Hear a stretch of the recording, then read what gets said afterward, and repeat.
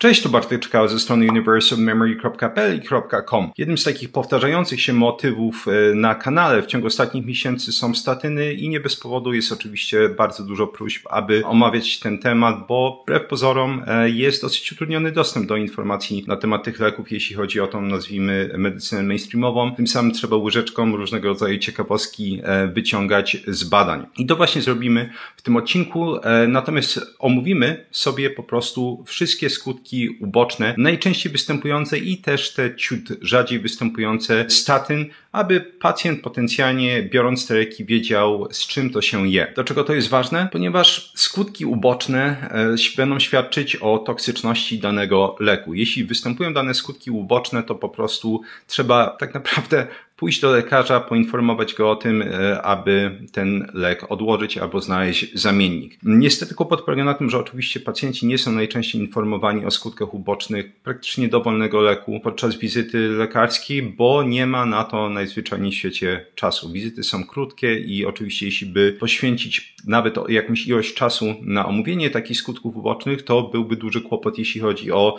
wyciągnięcie czegokolwiek więcej z tej wizyty. No a wiadomo jak to jest, człowiek też przychodzi do domu i nie zawsze po prostu tą ulotkę czyta. Także głównym celem odcinka będzie zwrócenie uwagi na to, jak negatywnie statyny potrafią oddziaływać na różnego rodzaju układy w ciele i warto zwrócić uwagę, jeśli u Ciebie występują takie skutki uboczne, jeszcze raz, jest to jak najbardziej wskazanie, aby takie leki odłożyć i oczywiście wspomnimy sobie ponownie o skutkach, nie o skutkach ubocznych, mechanizmach, na podstawie jakich statyny będą działać. Warto jeszcze wspomnieć przykrą ciekawostkę, badanie, które cytowałem właśnie w tym poprzednim filmiku o statynach, gdzie 87% pacjentów, którzy zgłaszali się do lekarza ze skutkami ubocznymi, które wystąpiły po spożyciu statyn, badanie oczywiście było przeprowadzone w Stanach Zjednoczonych, te ich uwagi, obserwacje zostały zbywane i bardzo często nie były przekazywane dalej. Innymi słowy, wydaje mi się, że można bardzo otwarcie mówić, że można wsadzić między bajki informacje o oficjalnych procentach skutków ubocznych statyn. Jeśli mamy podany jakiś procent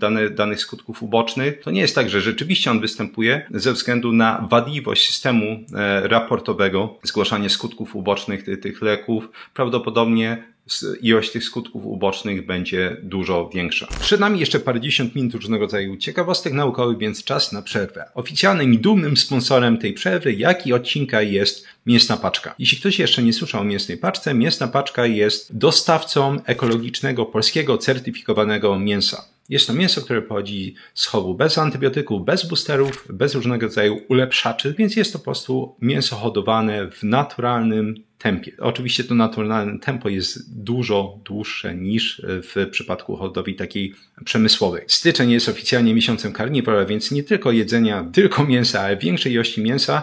Mięsna Paczka może być fajnym przystankiem, żeby po prostu wprowadzić takie pozytywne zmiany do swojego życia, zaczynając właśnie od tego miesiąca. I Mięsna Paczka działa w, bym powiedział, szalenie prosty sposób. Wchodzimy na stronę, znajdujemy albo gotową paczkę, która nam odpowiada, albo możemy paczkę skomponować, wybieramy na przykład rodzaj mięsa, który nam pasuje, czy to wieprzowina, czy to wołowina, czy jest to drób, czy są to może wyroby mięsne. Wybieramy, dokąd ta paczka ma zostać dostarczona i punkt trzeci, dostajemy tą paczkę prosto pod drzwi. Wszystkie produkty są pięknie zmrożone. One przychodzą zmrożone tak zwanym zestalonym dwutlenkiem węgla, a więc suchym lodem, więc są zmrożone na kość. Wystarczy przełożyć je do zamrażarki. W dogodnym dla siebie terminie można po prostu wrzucić takie mięsko na ruszt. Dla mnie osobiście to jest olbrzymia wygoda. Jestem osobą, która po prostu ma tyle do roboty, że nie lubię włóczyć się gdzieś tam po sklepach, targach i tak dalej i szukać po prostu jakiegoś dobrego mięsa, więc jest to olbrzymie ułatwienie. Dostaję po prostu to, czego potrzebuję prosto pod drzwi. Także serdecznie polecam. Z kodem BARTOSZ10 jest zniżka 10% na pierwsze zamówienie, jeśli ktoś chciałby wypróbować. Dzięki jeszcze raz Mięsnej Paczce za sponsorowanie tego odcinka i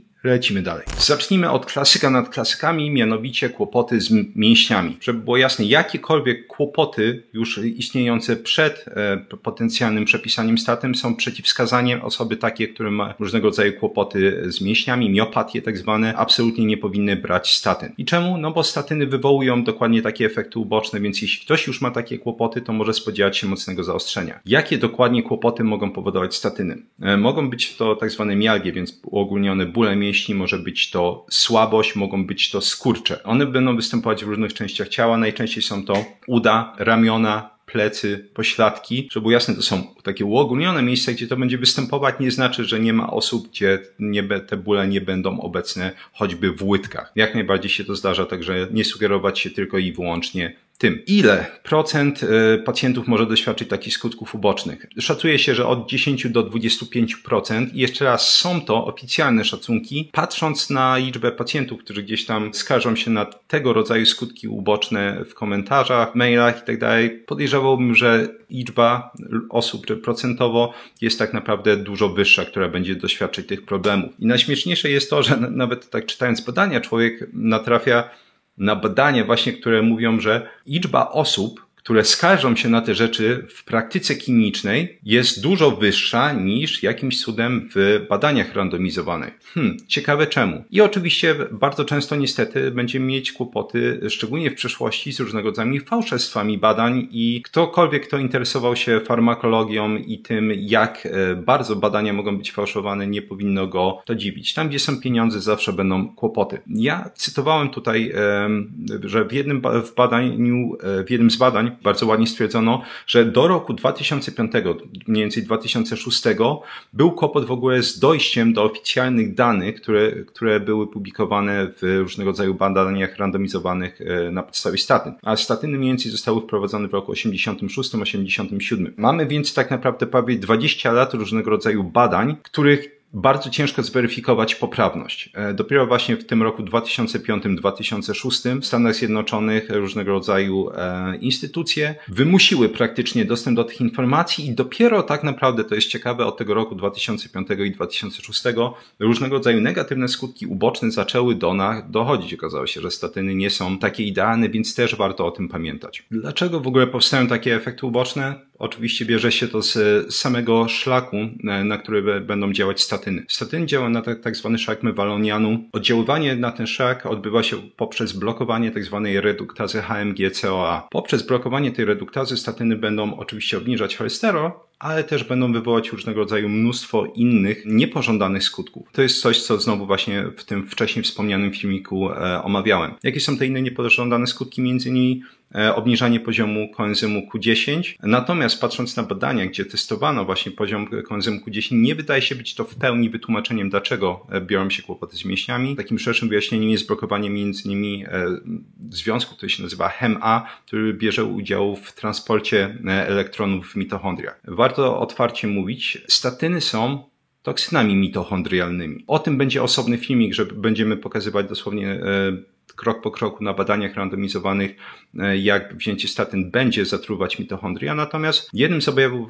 właśnie upośledzenia pracy mitochondriów będzie upośledzenie pracy mięśni, co ponownie wykazywano wielokrotnie na badaniach. Jako ciekawostkę można jeszcze podać, że nie tak dawno naukowcy ustalili pewną cechę wspólną między tymi skutkami ubocznymi statyn, a dosyć rzadką klasą chorób, które nazywają się dystrofie obręczowo-kończynowe. Więc w tych dystrofiach będzie zachodzić do osłabienia i w końcowym stadium zaniku mięśni. I okazuje się, że te dystrofie obręczowo-kończynowe są powodowane przez mutacje właśnie w tej reduktazie HMG-CoA, o której mówiliśmy. I nawet w tym właśnie badaniu, w którym wykryto tą mutację w reduktazie HMG-CoA, mówiono, że prawdopodobnie właśnie to jest jeden z tych powodów, dla których statyny będą powodować takie, a nie inne skutki uboczne. I jeszcze póki pamiętam, jako taki off-topic, mnóstwo osób gdzieś tam pyta w komentarzach pod każdym filmikiem ze statynami, co z monakoliną K. Więc monakolina K, a więc ten wyciąg z fermentowanego ryżu, to jest też statyna, to jest dokładnie mówiąc lovastatyna. I też ma dokładnie takie same skutki uboczne jak inne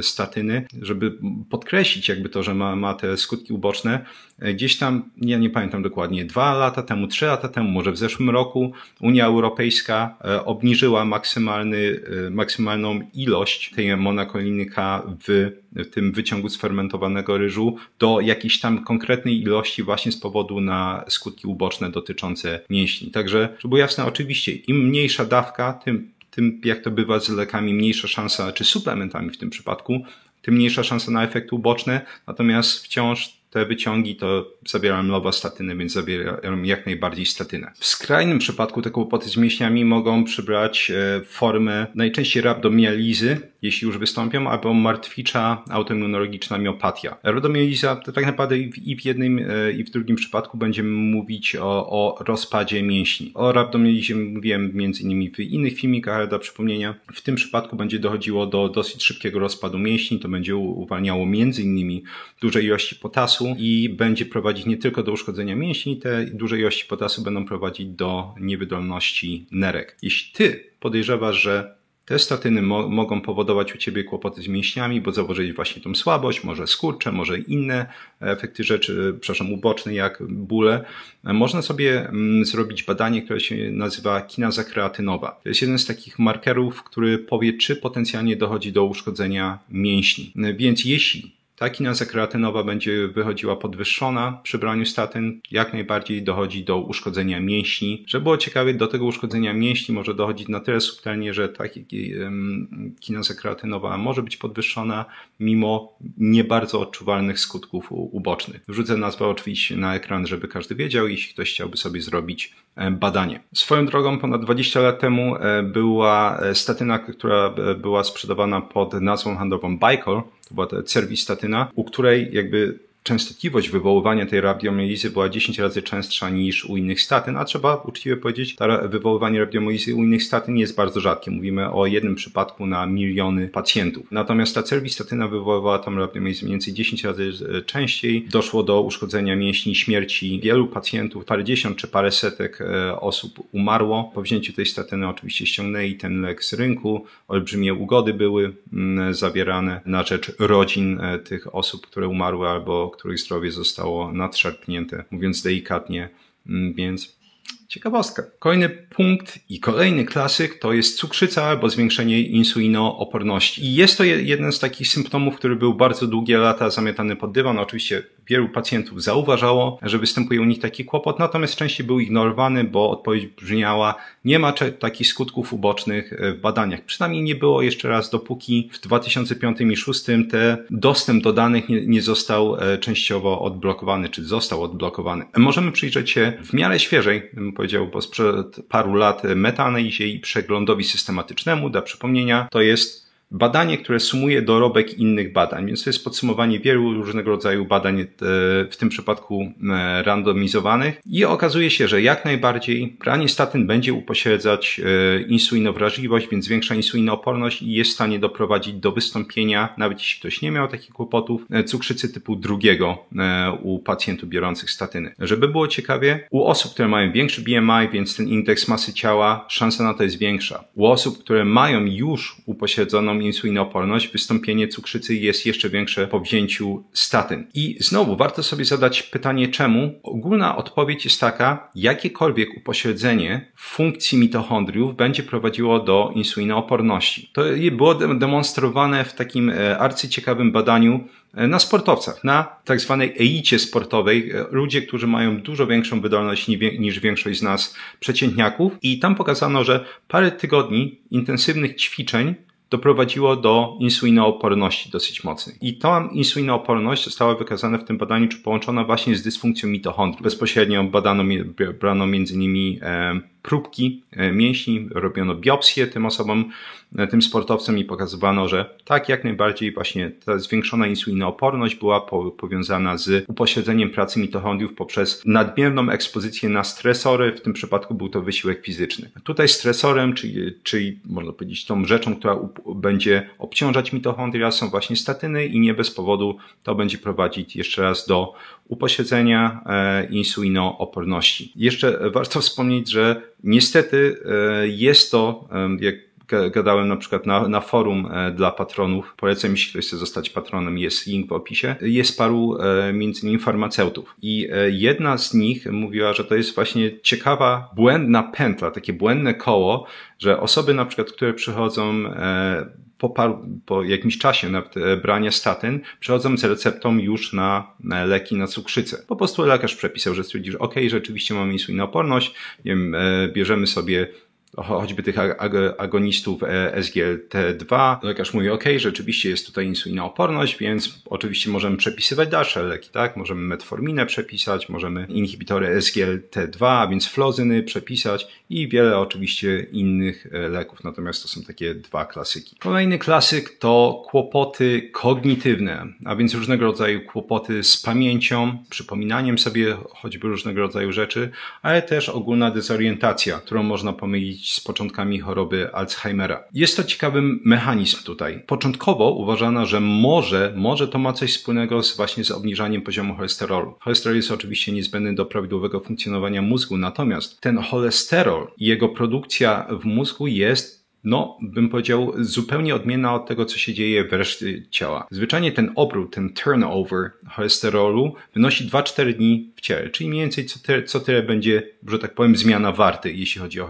cholesterol. Natomiast jeśli chodzi o cholesterol w mózgu, ta zmiana warty będzie następować mniej więcej między 6 miesięcy a 5 lat. Czyli innymi słowy, ta produkcja jest bardzo niska. Szacuje się, że mniej więcej 200 cholesterolu dziennie będą ulegać zmianie w mózgu. Ze względu na to, że właśnie ten obrót cholesterolu w mózgu jest taki wolny, czyli od 6 miesięcy do 5 lat, nie potrafiono wyjaśnić, dlaczego istnieje po prostu aż tyle przypadków upośledzenia zdolności kognitywnych i koniec końców ponownie jeden z takich głównych powodów czy argumentów za tym, dlaczego tak się dzieje, jest upośledzenie funkcji mitochondriów. Akurat mózg i mitochondria, które są obecne w mózgu, są bardzo, bardzo czułe na różnego rodzaju negatywne zmiany, a statyny pokazano między innymi właśnie jeśli chodzi o mięśnie, będą powodować spadek ilości mitochondriów, poza tym, że powodują ich upośledzenie. Jest to jeden z tych skutków ubocznych, który bym powiedział jest często ukryty poniekąd w cieniu albo jest ignorowany dokładnie tak jak u niektórych osób kłopoty z mięśniami. Czemu? Ponieważ statyny oczywiście często biorą starsze osoby. Jeśli taka starsza osoba weźmie sobie statyny i nagle ma pogorszenie pracy mięśniów albo ma pogorszenie zdolności kognitywnych, nawet ta osoba często zaczyna myśleć,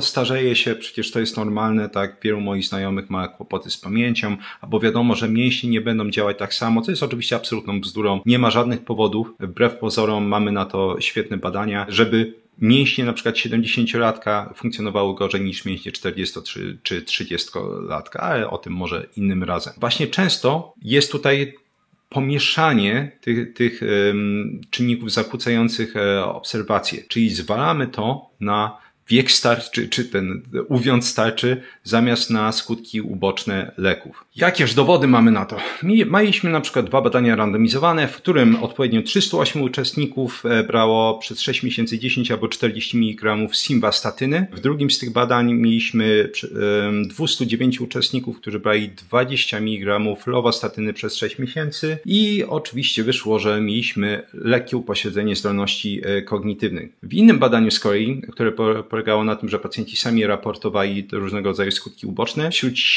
722 pacjentów 422 osoby, a więc 59% zgłosiło kłopoty, jeśli chodzi o zdolności kognitywne. Znowu, żeby było jasne, mamy też całe mnóstwo różnego rodzaju studiów przypadków, gdzie na konkretnych przypadkach pokazywano, że w momencie, w którym statyny były brane, dochodziło nawet do utraty praktycznie pamięci, bardzo mocnego upośledzenia zdolności kognitywnych, natomiast po zdjęciu z tych statyn te zdolności kognitywne w magiczny sposób wracały. Ciężko o większą przyczynowość niż właśnie takie eksperymenty. W jednym z takich badań mieliśmy na przykład 51-latka, który właśnie po wzięciu simvastatyny zaczął cierpieć na bardzo poważne zaburzenia pamięci. One ustąpiły po zmianie statyny na pravastatyny w jego przypadku i nie było już powrotu upośledzenia tych zdolności kognitywnych. Mieliśmy nawet fajne badanie na pacjentach, którzy cierpią na chorobę Alzheimera, jeśli chodzi o statyny. Więc ono trwało 12 tygodni i badanie polegało na tym, że oczywiście pacjenci brali statyny, potem na 6 tygodni odkładali statyny i przez kolejne 6 tygodni znowu wprowadzano ponownie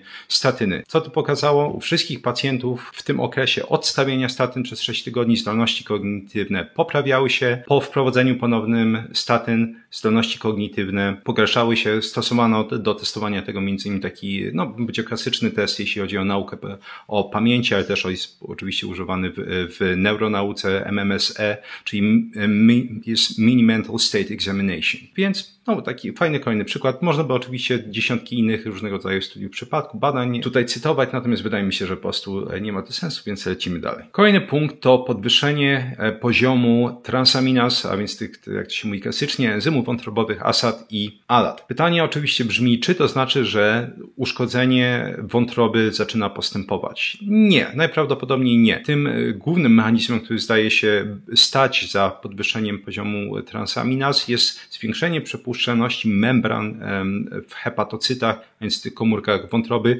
co robi swoistą jakby mimikrę uszkodzenia wątroby, natomiast najprawdopodobniej ona nie występuje. Nie można oczywiście pominąć tego, że jak najbardziej mamy informacje w literaturze, że przy braniu statyn dochodziło do ciężkiego uszkodzenia wątroby. No właśnie, ze względu na ten mechanizm, który opisałem wcześniej, zdaje się raczej coś innego stać za tym. Przypominam, że statyny, tak jak 75% wszystkich leków i suplementów, jest detoksyfikowana przez nasz, no właśnie, główny system detoksyfikacyjny, który nazywa się CYP450, który jest zlokalizowany w wątrobie. Więc ten system świetnie sobie radzi z detoksyfikacją cóż, praktycznie wszystkiego, też w połączeniu z innymi systemami UGT, aminokwasy, glutation, jest mnóstwo różnego rodzaju elementów układanki, jeśli chodzi o systemy detoksyfikacyjne, natomiast jeszcze raz CYP450 radzi sobie oczywiście z tym świetnie. Na czym polega kłopot? Jeśli będziemy mieć osoby, które biorą więcej leków, to CYP450 rzeczywiście może być przeciążony i wtedy, jeśli on zostaje przeciążony, to znaczy próbuje po prostu zdetoksyfikować jakieś różnego rodzaju metabolity, którymi jest obecnie zajęty i dostarczamy więcej tych leków, to stężenie niektórych tych leków, substancji aktywnych tych leków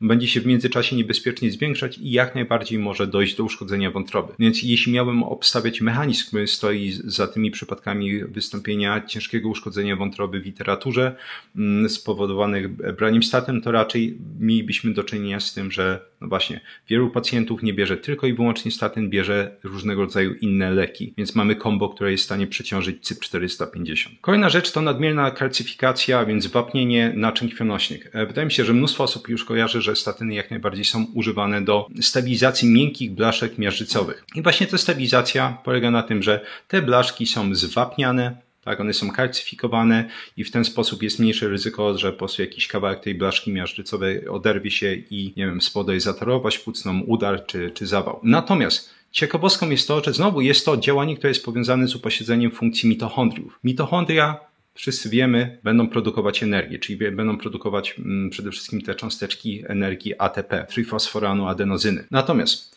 co dzieje się, jeśli zaburzymy pracę mitochondriów? Oczywiście dzieje się mnóstwo rzeczy, ale wtedy będziemy produkować mniej energii. Co dzieje się, jak produkujemy mniej energii? Jeden z takich łańcuchów konsekwencji jest to, że będziemy mieć zaburzenie między innymi funkcjonowania pompy potasowo-sodowej.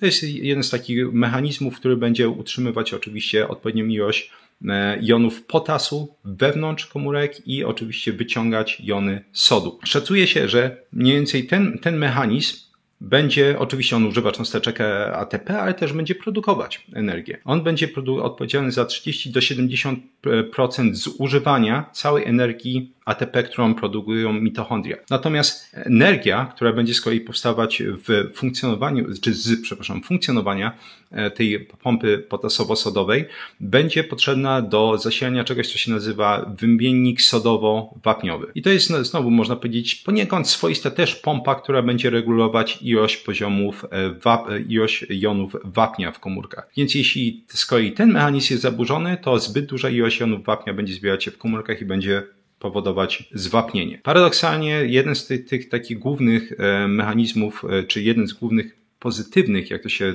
przynajmniej mówi w tym medycynie mainstreamowej, efektów brania statyn, a więc ta wapnienie blaszek miażdżycowych, ich stabilizacja, jest również konsekwencją upośledzenia pracy mitochondriów. Kolejna rzecz, której możemy się spodziewać, to obniżenie poziomu testosteronu. Nie powinno to dziwić, bo przypominam, że hormony płciowe będą produkowane z cholesterolu. Obniżanie, nawet teoretycznie się wydaje takie niewinne obniżenie poziomu cholesterolu, najczęściej będzie negatywnie odbijać się na produkcji hormonów płciowych i, żeby było ciekawe, pokazywano to nawet u wegetarian, pokazywano to u wegan, u osób, które po prostu będą spożywać m.in. dużo błonnika, a błonnik oczywiście będzie obniżać poziom cholesterolu poprzez wchłanianie go. I u takich osób też pokazywano negatywny wpływ obniżenia tego cholesterolu na m.in. testosteron, u pań m.in. na poziom estradiolu i to samo wykazano, jeśli chodzi o statyny. nawet przy niskich dawkach spożywanych statyn u mężczyzn poziom testosteronu obniżył się o 4%, u pań o 11%.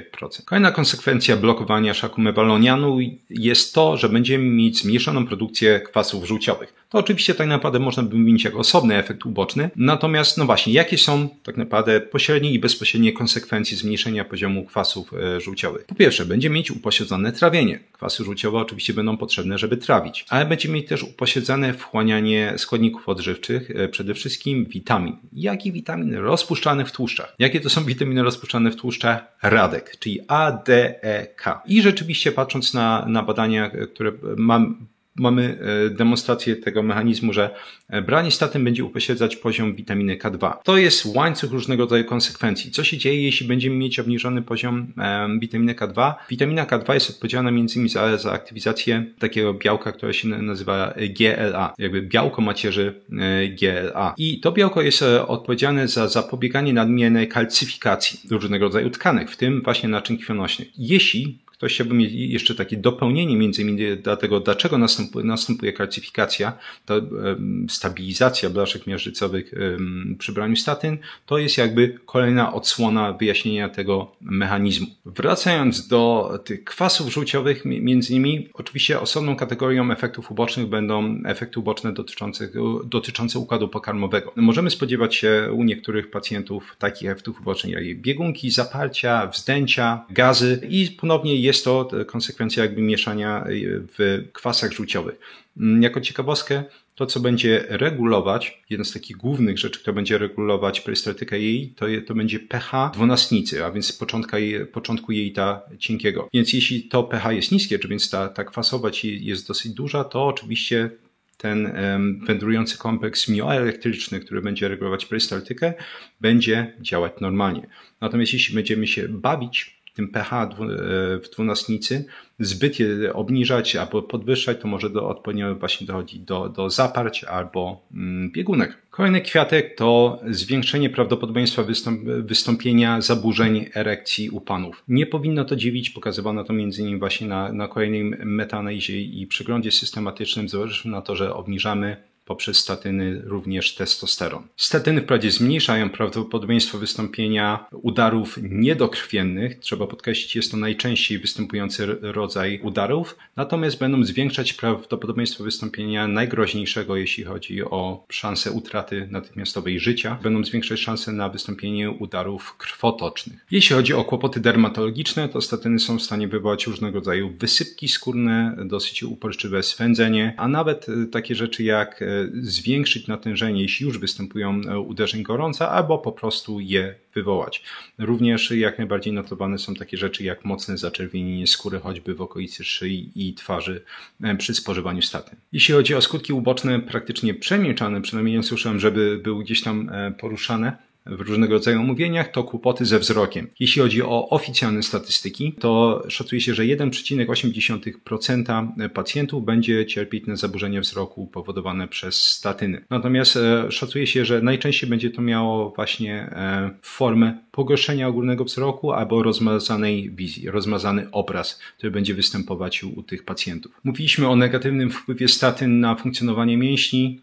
Serducho też jest mięśniem, jak najbardziej są notowane przypadki na przykład ostrego zapalenia mięśnia sercowego, jest to po prostu ostra forma niewydolności serca na tle, jak się często mówi w literaturze, autoimmunologicznym. Swoją drogą z rozpędu przeskoczyłem badania pokazujące właśnie obniżenie poziomu m.in. witaminy E. Mówiliśmy sobie o tym, że jeszcze raz statyny będą obniżać wchłanianie witamin rozpuszczonych w tłuszczach, więc oczywiście będzie się tyczyło to nie tylko witaminy K, będzie się toczyło również choćby witaminy E, D. Jeśli chodzi o takie rzeczy oczywiście mamy różnego rodzaju zaburzenia psychiczne powodowane przez statyny. W rzadkich przypadkach szacuje się, że mniej więcej osoby biorące statyny mają 2,5 razy większe ryzyko występowania u nich polineuropatii, po prostu zaburzenia pracy nerwów. Te wszystkie rzeczy, które sobie uprzednio omówiliśmy, są tak naprawdę najczęściej występującymi skutkami ubocznymi statyn. Jeszcze raz, Warto o tym pamiętać, ponieważ jeśli u Ciebie jako pacjenta występują takie skutki uboczne, jest to jak najbardziej powód, żeby albo zmienić, jeśli już ktoś chce brać statyny,